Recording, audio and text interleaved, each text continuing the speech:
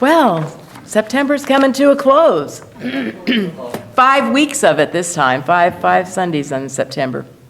And as we have been traveling through this month, our journey has been to go back to the basics of our Science of Mind teachings.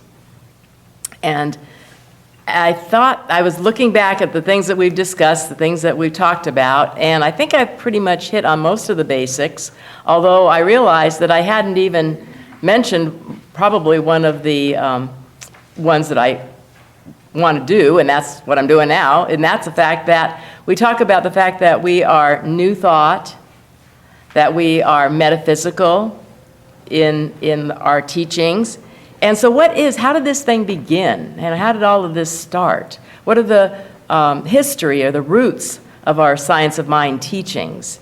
And coming under that umbrella of new thought, of metaphysical interpretations of the Bible, I mean, literally, it can go back eons, back to 1500 BC. The Rosicrucians taught this type of teaching.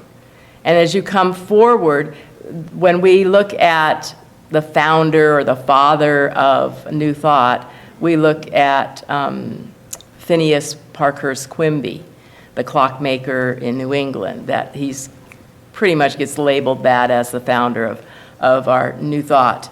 And Ralph Waldo Emerson was right around that same time in the 1800s. And then came Troward, Thomas Troward, the judge in England, Mary Baker Eddy, Emma Curtis Hopkins, Charles and Myrtle Fillmore, Nona Brooks, and Ernest Holmes. Ernest Holmes was the founder of religious science.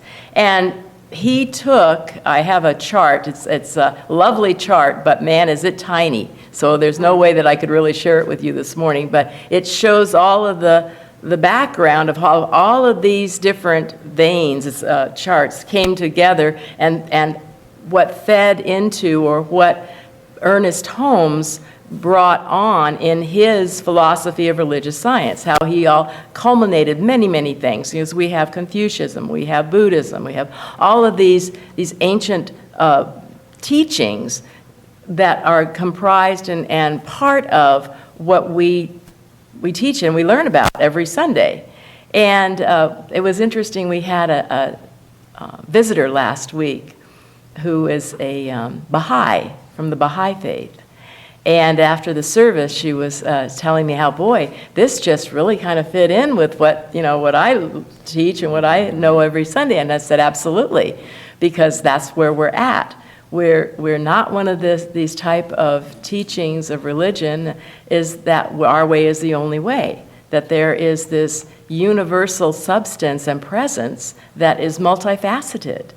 And it comes into play and into existence and into experience in all sorts of ways, just like each and every one of us is that way. And each and every one of us is growing and changing and evolving. And just like the little thing that I read at the beginning, yesterday was done. Yesterday has had its course, it had its time, and now today is the day that where we're at. We're always new. Behold, I make something new. And so we're always on that threshold of that newness. As I said in the Thought for the Week, you cannot step into the same river twice, because it's always flowing. And that's the way our lives are. And to accept that and to be joyous about it and to know with certainty, with expectancy, that there is something within me that is great, that is so great that it's really honestly beyond my comprehension. And if I can just go with the flow of it and trust it and let it lead my life, oh my goodness, what's going to happen? We don't know. But we'll be ready to have it no matter what it is. Jesus the Christ, obviously, I believe, was a metaphysician. He taught all the things that we teach as well. He was a great example, not the great exception. He told us that these things I'm doing, if you follow my word, if you do these things, these and greater things you can do. And so I believe it's fun to be in this type of a teaching where it's what Ernest Holmes called open at the top, so that there's no squelching whatsoever. I had a great evening on Friday night. The Unity Church in El Cajon is, in fact, today, literally, is celebrating their 50th anniversary. And so Friday night, they had a concert. And I decided I was going to go to this concert, and you could pay you had to pay ahead of time, or you could buy tickets at the door. But I wanted to make sure I got my ticket, and get there. And it was interesting demonstration, so to speak, because you had a choice. You could buy the $25 ticket or the $50 ticket. The $50 ticket gave you VIP parking and a reception beforehand and, all that. And I made the decision, well, the $25 ticket is fine for me. That's just wonderful. I wanted to hear the concert. Jody Bagley was the musician, and he had all this band that was there. So I arrived early because I was working in La Mesa, and I thought, well, I don't want to drive all the way up to Hilda Alpine, so I'll just get there about 6 o'clock, and whatever, it starts at 7. So as I got there, I said, I have a ticket already here. Oh, well, you have to go into will call. And they've erected this big metal fence all the way around the facility now. And so I was going through the doors to get into the will call, and I walked up and I saw Judy Good, who is the wedding coordinator, and a lot of us know her through different events that we participated in with her. Oh, hi, Reverend Gay, walked up. And so then I said, yes, I have a ticket waiting for me. And they had envelopes with names on them, and the other lady that was sitting there was shuffling through the envelopes, and Judy's face started kind of frowning. And I said, yeah, I have it. She goes, I don't have a ticket for you here. I said, well, yeah, I sent in my money, and at that point I flipped open my checkbook, and I sent a check in on this date, and and I balanced my checkbook, guys, with a little check mark. Good for you. When it clears the bank, I check it off. And I said, yeah, and you cashed it. It's right here. It's got a check mark. So then Spirit took over. And all of a sudden she said, okay, and she had a seating chart. She said, what about A17? A17. Here's your ticket. A17, you're in the front row, and go ahead and help yourself to all of the refreshments that we have here for the reception. So I ended up getting a $50 seat. Spirit was in charge of all of that. And it was lovely, too, because I sat at a table, round table, where I didn't really know the people, but we started talking, what are you? I'm a religious science minister, what is that, da-da-da. And, I used to go to Agape. I used to sing in their choir. And so it was just a wonderful evening. And then when Jody came up, because part of it was, you got to rub elbows with the band ahead of time and all that stuff. Jody came up, Reverend Gay! He gives me this big hug and everything, because we used to have him here singing before he became the music director of El Cajon's church. So it was a wonderful event, and then they sang songs from 1969. All different songs. And then they had this PowerPoint, 2 big screen videos up with all the different pictures and things that were going on in 69. Woodstock happened. Do you know how many people they expected to attend Woodstock? 50,000. Do you know how many attended? 400 is what they said last night. 400,000 people attended, expecting 50,000. And the first walk on the moon happened then. Of course, the Vietnam War, hippies and drugs and, all of that stuff. Some of the people were wearing tie-dye, for the event. But it was fun. It was great to reminisce and to know that church has been there for 50 years. And guess what? We're coming up on our 32nd. Wow. In November, we'll be celebrating. We're going to acknowledge it every year now. We kind of let it slide, but this November 10th, we're going to acknowledge our 32nd year here, so you'll be prepared to have a nice cake and all of that. But so our teaching has been around for many, many, many years, and it's been supporting people in lots of different avenues, not just one particular way. And it will continue to evolve and to grow and to change. And so I wanted to let you know that is one of the critical basics of our teaching. One of the other things that I know I say every single week, there is one power, one presence. Call it God, call it love, that energy and that force. And it's within us. We can never, ever, ever be separated from it. Only in our thinking, only in our mind can we put the veil there. Can we make the blockage?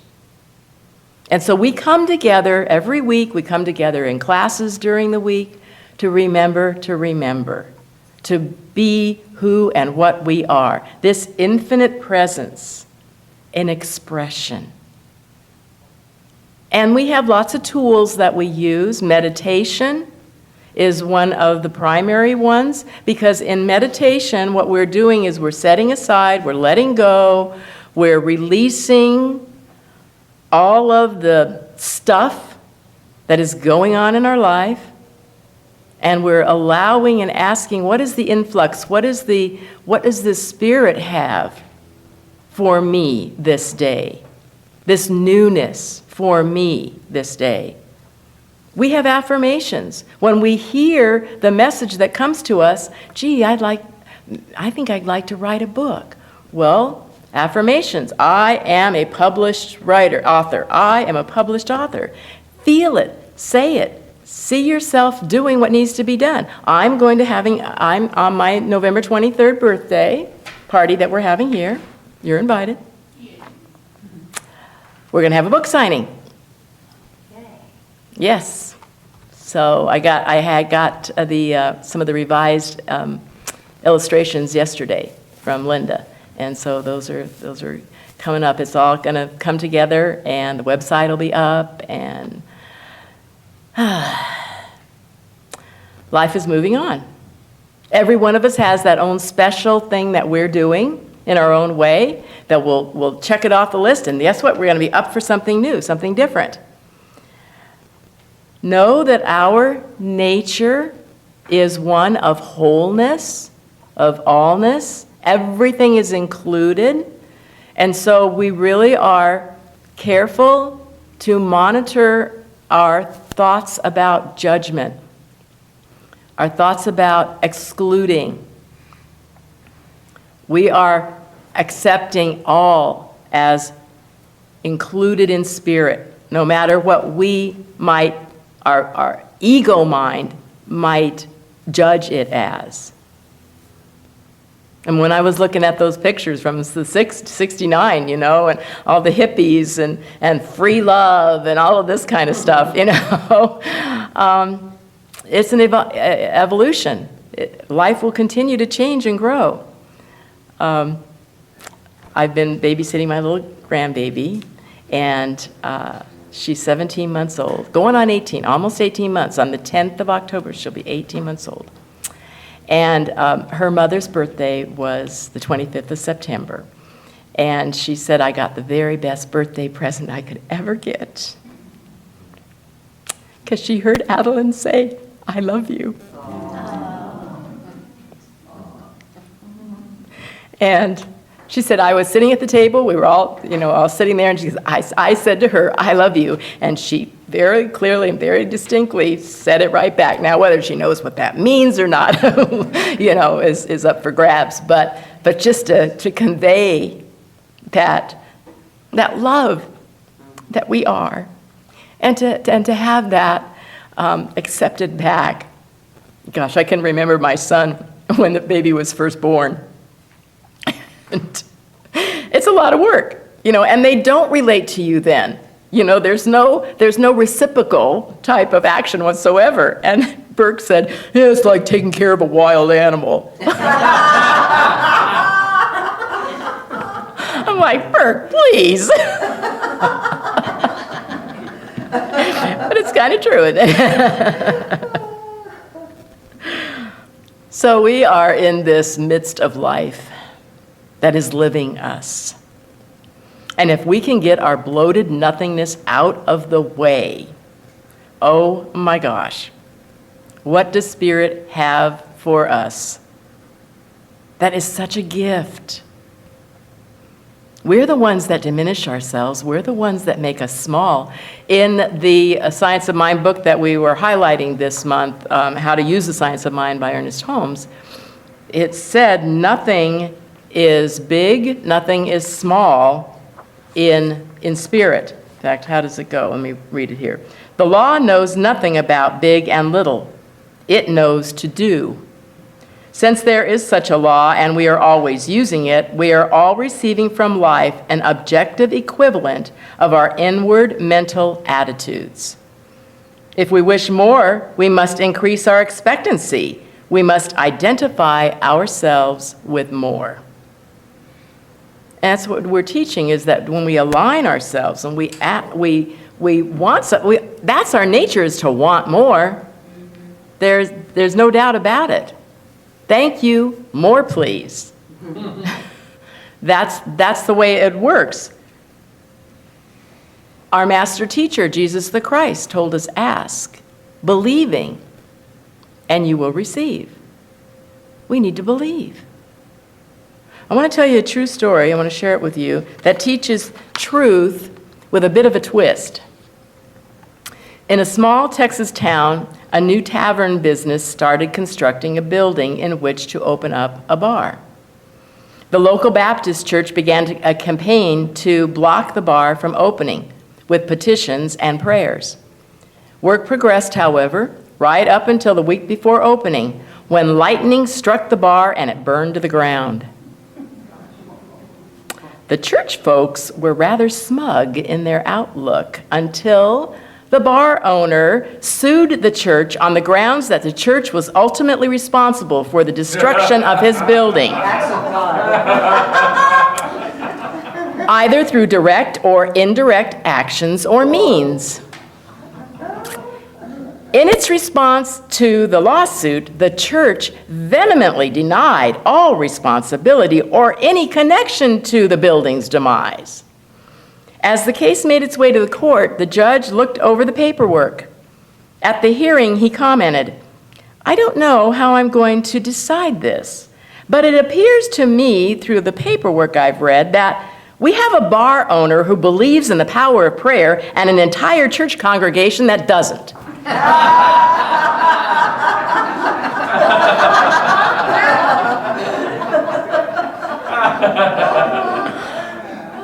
Be prepared for the consequences of your prayer.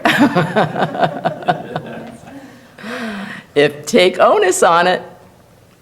Don't be so smug about, oh yes, we did that, and then turn around and say, oh, no, it wasn't us.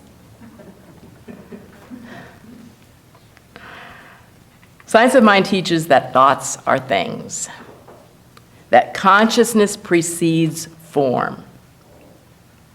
We are here day in and day out to elevate our consciousness to the truth of our being, to let go of all of those hindrances that block us, all the barbs, the hooks that we have placed on ourselves, judging this and that and the other thing about us or somebody else, and just letting it go. And remember just to go into that flow of that energy that is extremely, always giving of itself, which is love, which is power, which is infinite and unlimited. That's what we all are. And we come together to remember that, and to focus each day, each moment, to live our life in the way that we are here to live it, to shine our light, our own individual light.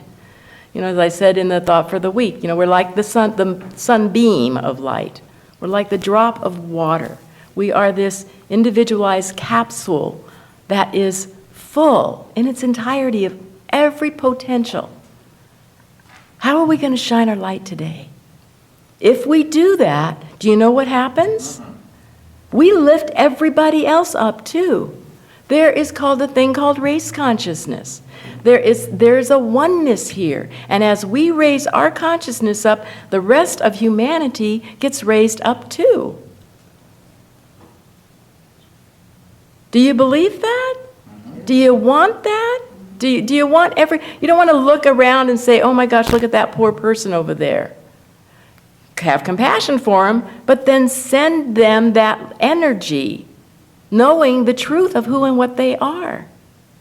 We are powerful beings, and we can lift other people up just by knowing the truth for them. So take a deep breath. Acknowledge that energy. Acknowledge that I am here to do what only I can do, each and every day, in my own magnificent way. That is my truth, and I allow others to live their life, to be their truth, to reveal it in their way. It is so. Let's live in that peace. Let's live in that joy, in that love, in that expectancy of this infinite power. Love and blessings to you all. Namaste.